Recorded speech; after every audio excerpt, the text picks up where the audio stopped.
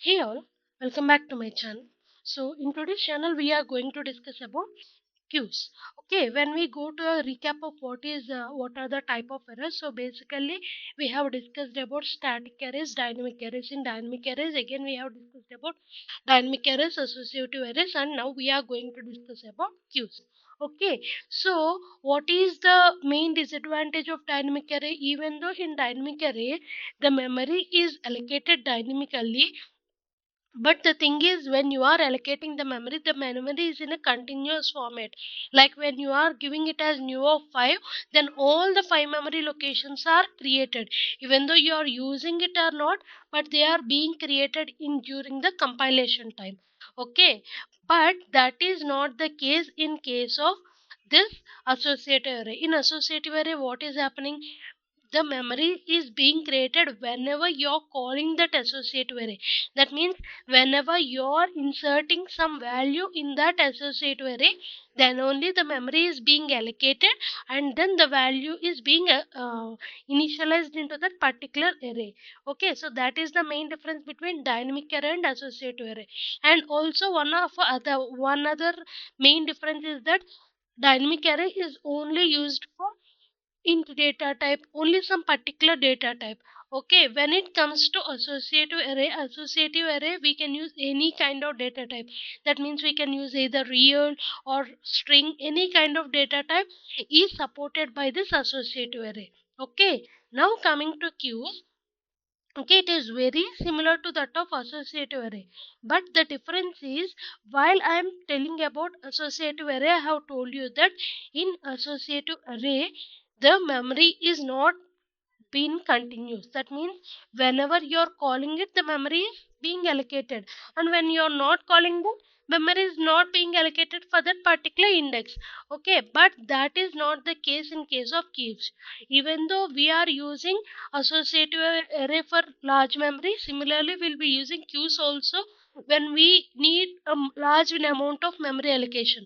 But the difference is, even though the memory allocation is large in case of queues, but everything is allocated in continuous manner, which is unlike that of associative array. Hope you got the difference between what is the difference between dynamic, associative, and queues. Okay, if you are still confused with it, you can ping me and I'll definitely answer you. Okay, so that is the main difference between associative array and queues. Okay, so basically, as I told you, in associative array, we will be just mentioning. For basically, what I am telling is, so in dynamic array, what you will be doing, you will be writing a new keyword in order to know. That means whenever you are allocating a dynamic array, if you are mentioning it with a blank space, then that means it is a dynamic array. And if you are filling the same thing with some star or any kind of data type, either this way or like this way, that means you are mentioning within the brackets. If you are mentioning a data type, then that means that is a associative array. Okay, now coming to the queues. Okay, when you are mentioning a dollar symbol within the two brackets, then that is mentioned as queues. Q is represented by a dollar symbol here. Okay, so this is how the differences between these three arrays. Okay, when it comes to static array, what does it mean? So basically for static array, it was in this file, in this way, like means you are mentioning it with some particular number, then that is static array, which is a normal array. Okay, so these are basically the notations of how to differentiate between these four arrays. Okay, so queues are declared using the same syntax as unpacked arrays. Okay, basically queue is nothing but we will be the syntax of queue is very similar to that of unpacked array. You will be seeing that. Okay, so in basically in queues it is of two categories, like one is unbounded queue, another is bounded queue. Okay, so from the name itself you could guess it. So basically unbounded queue means when you are allocating the memory for large amount. That means when you need large amount of memory, then you opt for unbounded queue. Okay, but when you are creating the limited amount of memory, then you go for bounded queue. Okay, that means when you have limited memory allocations, then you will be opting this bounded queue. When the memory is very large and you couldn't assume how much the memory is needed for your particular design, then you go for unbounded queue. Okay, now what are the notations of this bounded and unbounded? So basically, as I told you, when you are going to declare a queue, you will be declaring with a dollar symbol. So data type queue name with dollar symbol. Okay, so this is how you will be initializing the values. Nothing but queue of 1, 0, 1, 2, 3. Okay, or else any string, as I already told you, you can just like associative array. In queues also you can use any data type. So this is my first queue where I am initializing 4 values 0, 1, 2, 3. And this is my one more queue where I am initializing 3 string names like red, blue and green. Okay, so this is how I will be notating the I'll be declaring the queue and I'll be initializing the values in that queue. Okay, so let us see some of the queue examples here. If you see here, bit q1 of dollar. So if you see, I have just mentioned it as a dollar. That means when you are mentioning just within the square brackets, if you are just mentioning a dollar, then that is a unbounded queue. Why it is unbounded queue? Because you are not mentioning any size, you are mentioning it as a dollar. Dollar means any size. Okay, whatever size you require, you use it. So this is how we are going to tell about when we are mentioning it as a dollar. Okay, but when we want to limit the size, what we can give, we can either give the size as like this. For example, 0 down to 5. Now what is happening, this queue is having 6 in size. Now if you see that this queue is 6 size. Okay, 0 down to 5 means. In the similar way, you can give it like this also. Dollar down to 2. That means dollar means it will be easily taking it as 0. So 0 down to 0. So 0 down to 2. So this is also a bounded queue. Okay. So basically you can mention a bounded queue either in this way or in this way also. But when you are mentioning like this, then this is an unbounded queue. Why? Why? Because here you are stating the first LSB bit as 2, but you are not mentioning the LSB bit, MSB bit. So what is happening from 2 to infinity? Like how many how many memory allocations you need, you can take it. So then if it comes to the question like how many you want, you can take, then it goes for unbounded. Okay, so basically you should take this notation, like what is the difference between this and this. Okay, so basically this is a bounded queue. Why this is a bounded queue? Because you are mentioning MSB bit. Okay, so you are limiting it.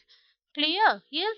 So if you see here, see this, I am mentioning it as dollar down to 225. That means dollar is basically, since every LSB will be starting with 0 if it is a signed bit, so it will be starting with 0. Okay, sorry, if it is unsigned bit, if it will be starting with 0. So from 0 to 225.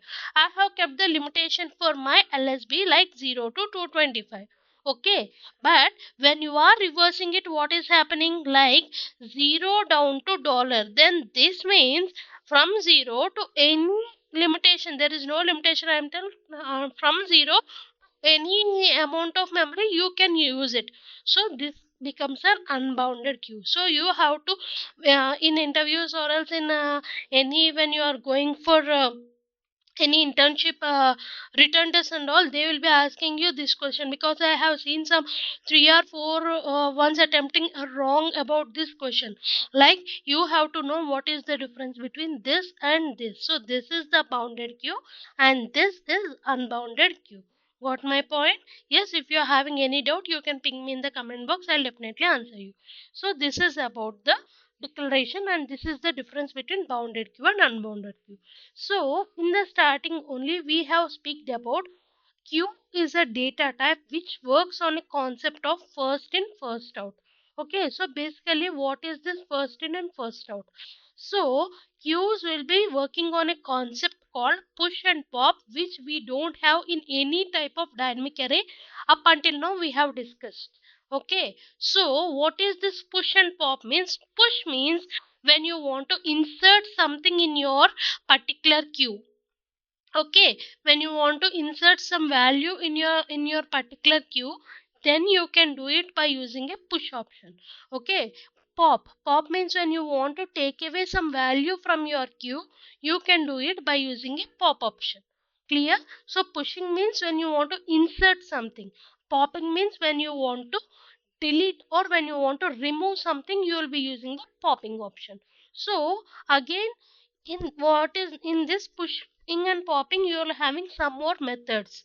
Okay, just like you have seen various methods in associative arrays, in dynamic arrays. Okay, you have seen various methods. Similarly, queue is also having certain methods. So what are these methods? First is size. From since if you are following me from all the classes of arrays, you know about what is size. In order to know the size of your particular queue, you will be using size.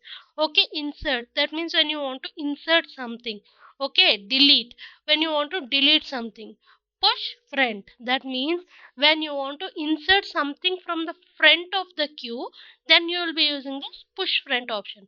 When you want to insert something from the back of the queue, you can use the push back. Okay, pop front, that means when you want to delete something from front of queue, when you want to delete something from back of queue. Similarly, shuffle. Shuffle means you are having elements, the various elements in queue. Okay, when you all want to shuffle all those values, so you can use the shuffle option. Okay, now let us see how these four methods like push front, push back, pop front, pop back will be working. Okay, for example, this is my queue. If you see the queue here, this is dollar symbol. So from this you can say that this is unbounded queue. Okay, right? So in this queue, okay, this is my queue name, queue dot, okay, push front of 6. Now what is happening? I am telling push front, I want to push this particular element 6. Now what happens? 6 is being pushed into my 0th location. Got it? Now what is happening? Again I want to push one more element name 4. Now what happens? As soon as I push 4 here, this 6 is got into the first element. So 4 and 6. Okay, now what happens? Push back. That means from back I want to. If you see here 0, 1. So what will be the back here? The back position will be the second position. Okay, that means the index will be 2. So in the second index I am pushing some 8. Okay, again I am pushing 11. Now what is the second last element? 2. Now what is the back one will be 3. So what is happening? Sorry, this is push front, not back. So what is happening? I am telling it is push front. So 4, 6, 8 are there. So if I am pushing some element here, then what happens? This 3 will be pushed to 1 position backward. So 11, 4, 6, 8. Clear? Yes. Now I want to pop something. So when you are pushing something, you need to push the element. But when you are popping something, you will be popping either from front or what element if there is in front, it will be popped outside. Similarly, whatever element that is there in back, it will be popped. You no need to give a particular element to be popped here. So pop back. Now what happens? What is the back element? 8. 8 will be popped. Popped means removed. Okay. From front it will be removed. From front I want to pop. Now what is the front element? 11. 11 will be removed and only 4 and 6 are remain. Okay. This is how basically push front, push back, pop front and pop back methods are worked out. Okay, but if you are confused, you can ping me. I'll explain it one more time if you are not understanding it. Okay, so this is about push front and push back, pop front and pop back. Okay, now if you see here, for example, here since this is, if you see here, there is no loss of any elements here. That means every element, as soon as you are inserted, the remaining elements will be moved automatically, either depending upon the thing, either they will be moved backward or else it is inserted from the back position very easily. Why? Because you have named it as an unbounded queue. Unbounded queue means the size will automatically will be increased as soon as you are increasing the, as soon as you are increasing the insertion of elements, the size will be automatically increased because you said that it is an unbounded queue. So its size can be of, there is no limitation for its size. But when you are using the same concepts of push front, push back, for the limited size, that means for the limited size queue, that means bounded queue, then what happens?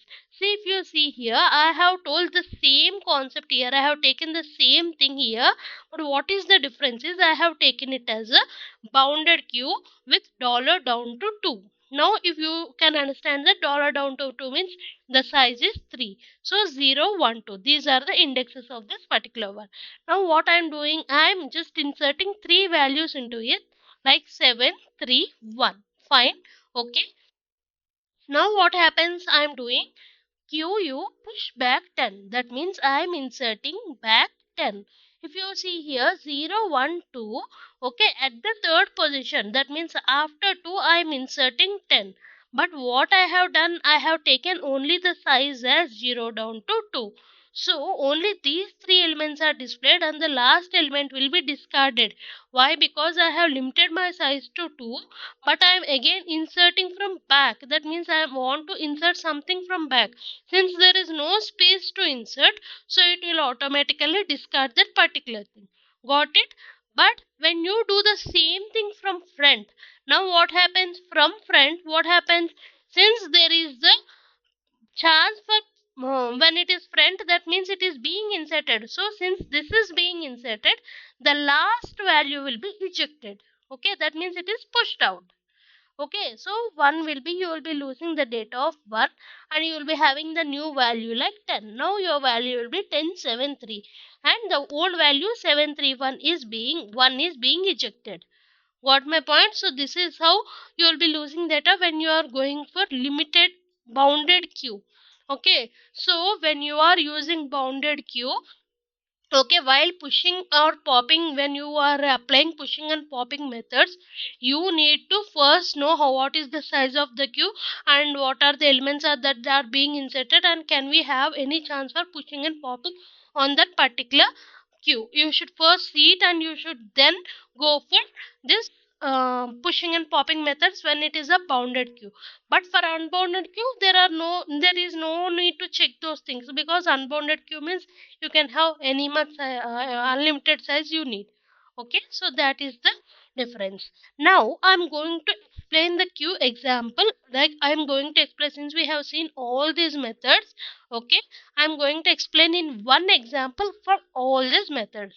Okay, so if you see here, I'm taking queue of dollar and that is of string data type. Okay, now without initializing any values, I have taken the size of the queue. Okay, animal queue size. Since I didn't initialize any values, so obviously animal queue is my queue. Okay, so the size is 0. Now after that, I have inserted two data type, like two strings. One is tiger and another is lion.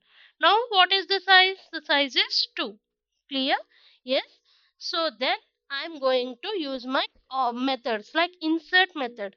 So if you see here, while you are using insert method, you can, when you are, if you are giving the particular index name, then at that particular point of index the values will be inserted. If you are not giving index name, means it will be inserted from front.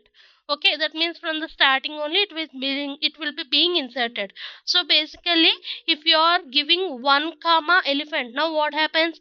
At q insert of 1, the elephant is being inserted. Similarly at 3, if you see, the line is in, fox is inserted. At 4, the zebra is inserted. So now if you see, this is my 0, this is my 1 basically. So now what I am having, this is what the advantage of q. You can insert at any point of time. That means you can insert at any index you require. But this can't be done in case of associative arrays or queues. Okay, you can insert from middle of the array also in case of queues. Okay, so now what is happening? Q animal q insert 1 comma elephant. So between 0 and 1, I'm inserting one more animal like elephant. Now what happens? Elephant will be getting first position and lion will be pushed to second position. Okay, right? And in the third, since there are no other animals, so third is given for fox and the fourth is given for zebra. Okay, so this is how the insert option works. Okay, now after all the insertions is done, now I want to see the size. Now what is the size? It is 5. Clear? So this is how basically the thing is. Now when you come for other methods, okay, now I want to see what is the second animal, like second index. If you see here, what is the second index? Second index is lion. Okay. Similarly, when I want to know at that particular position, at that particular memory location, what is the value I have, I can just check it by using that particular index. So 4. At fourth location, what is it? It is zebra. So zebra is given. Okay. Now deleting. I think I no need to explain about this delete because you already know. But you can delete only the particular. You can either delete the entire queue or you can delete only particular memory allocation of that particular queue. Now I am deleting queue of 2. Okay, animal queue of 2. Now what is there in animal queue of 2? Lion is there. So this is being deleted. This is being deleted means nothing. That only line is first and the remaining 4 will be taken to that particular location. Okay, so now 0, 1, 2, 3 will be tiger, elephant, fox and lion. Actually here it should be lion. So since lion is gone, so the remaining 4 are being adjusted to those 4 values. Now what will be the size here? The size will be 4. Clear? Now here if you see, if I want to delete the entire array, I can do it like this. Okay, just delete with empty braces means entire array will be deleted. If you are giving the particular number, then only that index value will be deleted. Okay. So again after deletion, again I am inserting values like tiger, lion and I am using the push back option. So if you see here, push back, that means push means you are inserting, okay, from back. Now what happens? Tiger, lion, elephant. Since it is from back, so the second position will be elephant. Okay. Now push front, that means for this I am pushing from front. So that means the 0th location will be 4, fox, and the remaining 3 will be moved to 1, 2, 3. The tiger, lion and elephant are actually 0, 1, 2. Since the 0 is taken by fox, the remaining 3 will be moved to 1, 2, 3 locations. Okay, so this is how push front. Similarly, push back. As I already told you, if you want to push, you need to give the element name. But for popping, since you are just removing it, you can just give pop. Either back or front. I have taken pop back. Now what is the back one? Here this is elephant. So elephant is being popped, removed. Okay. Again from front. What is the front one? Fox. Been removed. So again it is left for 0 and 1. Clear? So this is how queues will be working in case of this arrays. Okay. So in tomorrow's class I will be discussing like how to differentiate. I already discussed like how to differentiate the notations of arrays. Okay, I will tell in detail like how to differentiate it very easily, and also we'll discuss about the difference between all the arrays, not only dynamic arrays and queues, but also discuss about what is the difference between static, dynamic, associative and queues. Clear? So this is all for today. If you like my explanation, just give me a small like, which will be a kind of motivation for me. Also, do subscribe to my channel for more such content and follow me on all my social media handles. Okay, and also do remember that I am going to do a doubts clarifying session on this Wednesday.